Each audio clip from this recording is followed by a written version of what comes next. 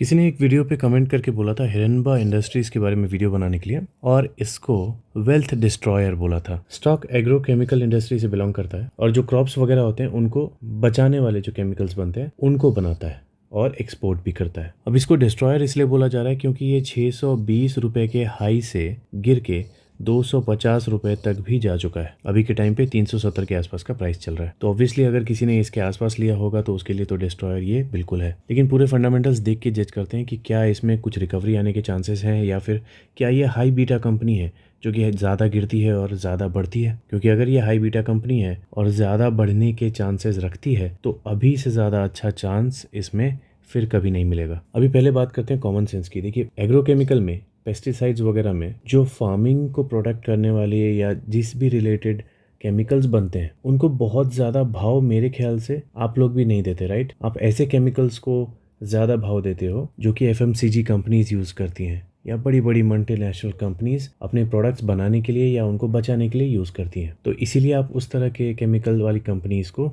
ज़्यादा डिमांड में देखोगे, उनके स्टॉक्स को ज़्यादा ऊपर जाते हुए देखोगे। तो ये तो हो गया साइकोलॉजिकल फैक्टर। दूसरी चीज़ इसके फंडामेंटल वगैरह से हमको समझ में आएगी। अभी मार्केट कैप इसका बहुत कम है तो स्कोप बहुत अच्छा है। अगर इसमें इन्वेस्टमेंट अच्छे होते हैं, मार्केट में लोगों की नज़र में ये आता है तो ग्रोथ के चांसेस बहुत ज़्यादा हैं। अगर पीआई इंडस्ट्री के आसपास भी ये पहुंचना चाहता है तो इसको रिजल्ट्स वगैरह बहुत अच्छे दिखाने पड़ेंगे। और पीआई इंडस्ट्री का अगर 10% भी ये बन जाता है तो अपने इन्वेस्टर्स को बहुत अच्छा पैसा कमा के दे सकता है। लेकिन चिंता वाली बात है इसका पीई बहुत कम है इसके इंडस्ट्री पीई से, और जो हमारा एवरेज रहता है एटलीस्ट 15 रहने से थोड़ा सेफ फील होता है। इसका पी कुछ ज़्यादा ही कम है। आरओसी देखेंगे तो एवरेज से थोड़ा ज़्यादा है। 3 साल का देखेंगे तो 3 साल का आपको ज़्यादा दिखेगा। क्यों ज़्यादा दिखेगा? क्योंकि 3 साल पहले ये ऊपर था और अभी के टाइम पे ये नीचे है। रिटर्न ऑन इक्विटी देखेंगे तो लगभग अपने एवरेज जो हम लोग मान के चलते हैं 15% उसके आसपास है। 5 साल कंपनी को हुए नहीं है इसलिए वो डेटा अभी है नहीं। लेकिन जो पॉजिटिव चीज़ है वो ये कि प्रमोटर्स की होल्डिंग बहुत अच्छी है। 75% के आसपास की प्रमोटर्स की होल्डिंग है। मतलब प्रमोटर्स तो एटलीस्ट इसमें कॉन्फिडेंट है। आई थिंक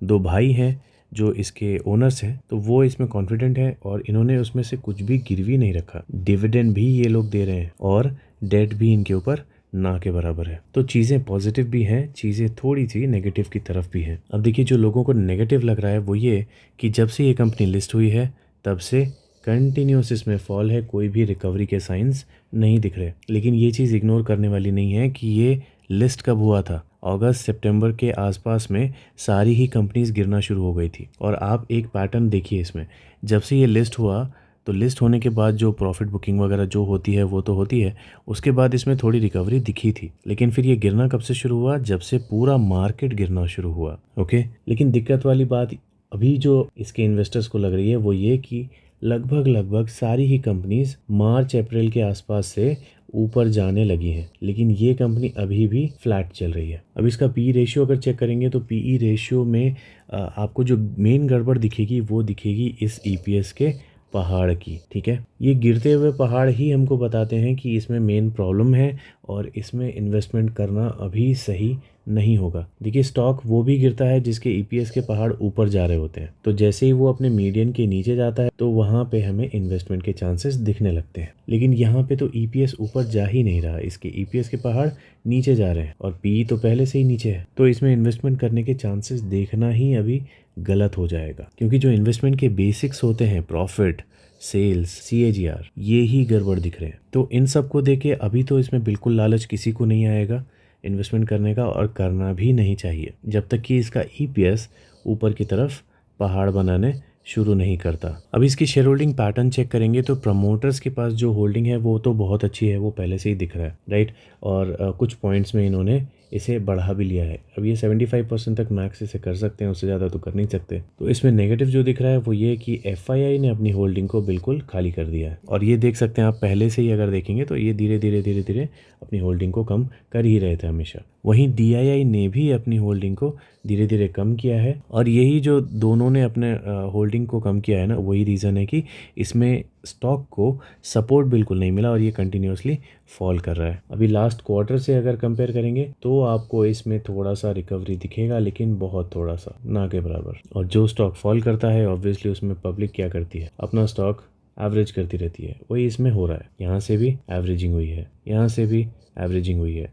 और यहाँ से भी एवरेजिंग हुई है। तो ये होता ही है, पब्लिक के सेंटिमेंट्स इसी तरह से काम करते हैं। तो इसमें जो इकलौती पॉजिटिव चीज़ है वो है सिर्फ इसके प्रमोटर्स का कॉन्फिडेंस। अब ये कॉन्फिडेंस है या ओवर कॉन्फिडेंस है, ये देखने के लिए हमको वेट करना पड़ेगा। अब देखिए इसका एनुअल नेट सेल्स अगर देखेंगे तो बहुत ख़राब नहीं दिख रहा है, ठीक है, कंसिस्टेंसी नहीं है बहुत अच्छी, लेकिन ऊपर ही जा रहा है। और अगर प्रॉफिट आफ्टर टैक्स देखेंगे तो ये तो और अच्छा दिख रहा है यहाँ तक। बस ये जो फॉल आया है यहीं पे इसकी कबर खुद गई। अब ये लिस्टिंग से पहले तक बहुत अच्छे प्रॉफिट्स हैं इसके, देखिए बहुत ही अच्छी कंपनी वाले चार्ट्स ऐसे शो करते हैं जैसे इसके चार्ट्स थे 2022 तक, लेकिन फिर इसका प्रॉफिट लगभग आधा हो गया। अगर आप क्वार्टरली चार्ट में देखेंगे तो इस तरह से चार्ट बनते थे, इसके पहाड़ बनते थे, और जो रिजल्ट आया वो इस तरह का बना, या शायद इससे भी छोटे इस तरह के कुछ पहाड़ बने, ठीक है। तो क्वार्टरली रिजल्ट में तो बहुत ही बुरा वाला फॉल आया। थोड़ा बहुत ऊपर नीचे होता है तो चलता है, लेकिन इतना बड़ा फॉल मार्केट को हजम नहीं होता। चलिए अब हमने सब कुछ देख लिया, अब बात करते हैं कई सारे सिचुएशंस की। ये हम लोग जो देख रहे हैं ये मंथली कैंडल्स का चार्ट है। दोबारा मैं रिमाइंड कर देता हूँ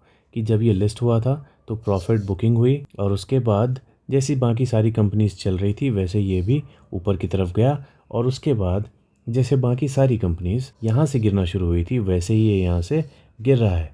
लेकिन जैसे बाकी सारी कंपनीज रिकवर करना शुरू हुई थी वैसे ये रिकवरी नहीं ले रहा, और ऊपर से इसके रिजल्ट्स वगैरह भी अच्छे नहीं दिख रहे। तो अब देखिए जो गिर रहा है उसको हम लोग कैच नहीं करते। जो फॉलिंग नाइफ वाला आप थ्योरी पढ़ते हो ना या सुनते हो, तो ये वही हो रहा था। जब इतने बड़े बड़े रेड कैंडल्स बन रहे हो तो ज़्यादा उंगली करने की ज़रूरत नहीं होती है। तो इस तरह के शेयर में अगर मुझे इन्वेस्टमेंट करना होता है तो मैं क्या करता हूँ, मैं हर शेयर का ईयरली 2 लेवल देता हूँ, जिसमें पहला लेवल एक छोटी SIP के लिए होता है और दूसरा लेवल मेरा फाइनल लेवल होता है उस साल के लिए, कि इससे नीचे अगर ये गया स्टॉक तो मैं वहाँ से इन्वेस्टमेंट नहीं करता। और इस शेयर का, हिरनबा इंडस्ट्रीज़ का जो ईयरली फाइनल लेवल था वो था 300 रुपये का, जो कि यहाँ कहीं था। और जैसा कि सारी कंपनीज ही मार्च के बाद रिकवरी कर रही थी, इस कंपनी ने भी मार्च के बाद में ही से ही थोड़ा सा ऊपर की तरफ फेस किया है। तो सिग्नल बहुत ख़राब नहीं है इसके, टेक्निकली मैं बोल रहा हूँ। फंडामेंटली हमने डिस्कस कर लिया, लेकिन अब टेक्निकल बात कर रहे हैं। इवन RSI भी देखेंगे तो 40 के ऊपर जाने की कोशिश करता हुआ ये दिख रहा है। लेकिन एक पैटर्न और आप मिस नहीं कर सकते, ये जो मूविंग एवरेज आपको दिख रही है रेड कलर की, ये 10 डेज का मूविंग एवरेज है, ठीक है। मूविंग एवरेज आप सेट करके देख सकते हो, आपको इस तरह का ही दिखेगा। तो आप ये देखो कि मंथली कैंडल के चार्ट में 10 डेज की मूविंग एवरेज को ये कहीं भी तोड़ नहीं पा रहा, ये बार बार टच करके नीचे जा रहा है। तो यहाँ पे भी वही चांसेस हैं कि शायद ये टच करके, ये जो रेड कैंडल बना रहा है ये शायद और नीचे जाए, या फिर जो पुराना इसका बेस है वहाँ पे टच करके फिर ऊपर जाए। ओके, तो अगर आपने इसमें 300 के आसपास में एवरेजिंग कर ली है, या आप नए इन्वेस्टर हो और इसमें 300 के आसपास कहीं पे आपने इन्वेस्टमेंट किया है, तो यहीं पे रुक जाओ। अगर आपने ऊपर में कहीं पे बाय भी किया हुआ है तो भी अब इसमें इससे नीचे जाने के चांसेस जो हैं वो थोड़े से कम हो जाते हैं, ठीक है। तो अब आप बेचने का, अगर अभी तक नहीं बेचा है आपने, तो अब तो एटलीस्ट मत बेचो, ठीक है। इस लेवल तक वेट करो, 300 के लेवल का या फिर इस लेवल का वेट करो। अगर इससे ये नीचे चले जाने लगता है तो लॉस तो ऑलरेडी आपको हो रखा है। थोड़ा सा सब्र करके देखो, क्या पता ये वापस यहाँ टच करके ऊपर जाए या फिर यहीं से ये ऊपर चला जाए, राइट। मैं होता तो मैं क्या करता, मैं वो आपको बता रहा हूँ। बाकी आपको अगर लगता है कि इसमें कोई स्कोप नहीं है तो आप सेल करके निकल सकते हो, लेकिन पॉसिबिलिटी यही है कि अभी ये बहुत ज़्यादा नीचे गिर चुका है। थोड़ा सा इसको प्रॉफिट दिखाना बहुत ज़रूरी है, नहीं तो स्टॉक कितना भी गिरे ना, उसके गिरने के स्कोप्स ख़त्म नहीं होते अगर प्रॉफिट्स, सेल्स ये सब खराब आए तो। लेकिन ये भी आप ध्यान में रखना कि इसकी जो कंसिस्टेंसी थी लिस्टिंग से पहले वो कंटिन्यूस प्रॉफिट देने की थी।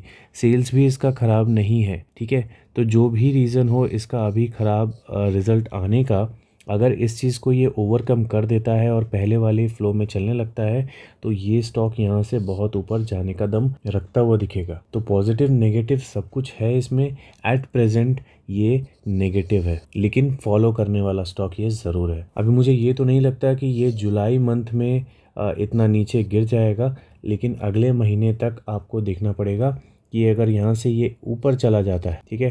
10 डेज़ का मूविंग एवरेज आप लगा लो, और ये जो आपको रेड कलर की लाइन दिख रही है, इस मूविंग एवरेज से अगर ये ऊपर में एक बहुत अच्छी बॉडी बना लेता है, या छोटी ही सही लेकिन ऊपर अगर बॉडी बना लेता है, तो ये थोड़ा सा पॉजिटिव दिखना शुरू कर देगा टेक्निकली, मैं फंडामेंटली नहीं बोल रहा। फंडामेंटल डेटा आपका इसका फर्स्ट क्वार्टर जब आएगा रिजल्ट, तब आपको देखना पड़ेगा मार्केट की एक्सपेक्टेशन क्या है और पिछले क्वार्टर से कितना बेटर किया है वगैरह वगैरह, आपको देख के डिसीजन लेना है। लेकिन टेक्निकली इसको इस मूविंग एवरेज से ऊपर में अच्छे कैंडल्स दिखाने पड़ेंगे, और अगर ये नीचे आता है तो एक डबल बॉटम बनेगा और ऊपर जाएगा, तब ये एक अच्छा साइन दिखेगा, लेकिन अगेन मूविंग एवरेज के ऊपर जाने के बाद। और अगर इनकेस ये नीचे चला जाता है इस बेस से भी नीचे, तब तो फिर इस स्टॉक का भगवान ही मालिक है। तो चलिए, मैंने कोशिश की आपको मेरे थॉट समझाने की। बाकी आपका क्या विचार है आप कमेंट सेक्शन में लिख सकते हो या टेलीग्राम में मुझे बता सकते। मिलते हैं अगले वीडियो में।